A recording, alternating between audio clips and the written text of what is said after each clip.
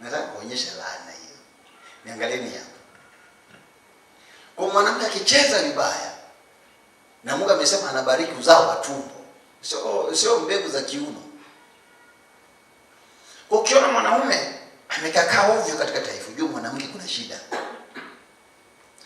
Nawaambieni, mwanamke akikaa kwenye nafasi yake, kila kitu kinakaa kwenye nafasi, kwa sababu lile tumbo linaamrisha kila kitu kifanyike, kwa sababu tumbo limebarikiwa.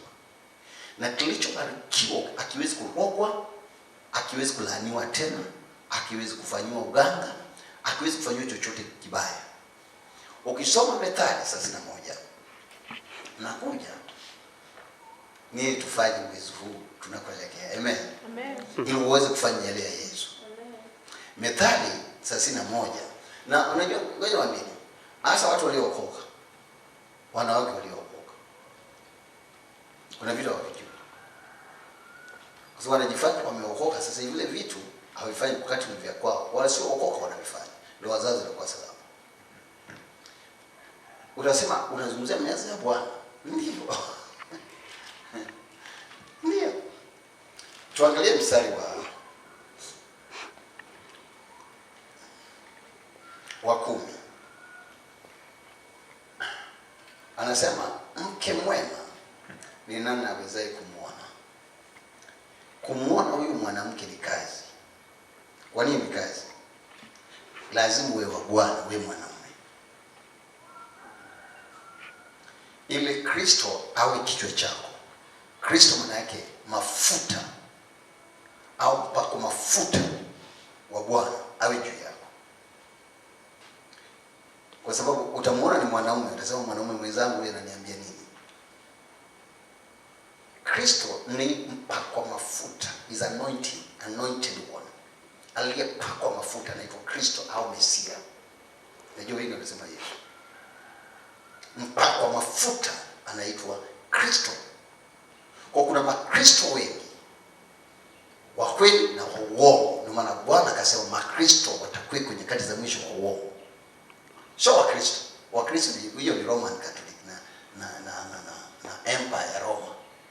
Yesu ajua hata wakristo ni kina nani. Anajua wana wa Mungu, anajua wale wa kwako waliozaliwa na yeye kwa neno lake. Amen. Amen. Sisi tunaeleweka. Kwa mwanaume lazima atambue kwamba kuna Mungu na huyo Mungu ameweka utaratibu. Sasa yule mwanaume anayemcha Mungu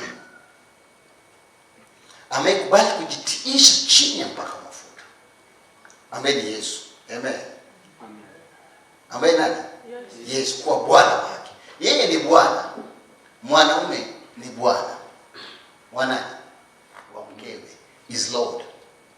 Alafu Yesu ni Bwana wa mwanaume. Sinaeleka? Na wa mwanamke.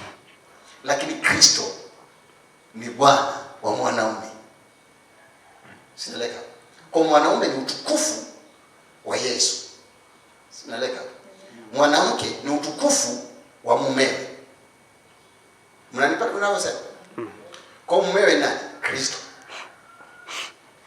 Ni mpako mafuta. Kwa lazima uwe mpako mafuta kupata mke mwema.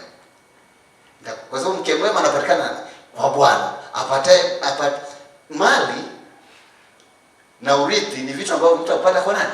Kwa baba yake. Lakini mke mwema upatikana kwa nani? Kwa Bwana. Useme yani unaenda kwa Bwana utakapomuona. Kumuona ni shughuli. Naongea na wababa.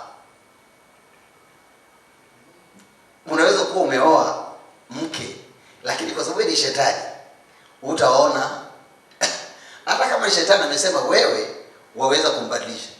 Imeandikwa kwenye waraka wa kwanza wa Petro 3 mlango wa 3 mstari wa kwanza na wa pili. Amesema unaweza kumbadilisha. Pasipo lile neno. Tabia tu ya wewe umeokoka. Anasema Bwana nataka kwenda. Shetani mwenyewe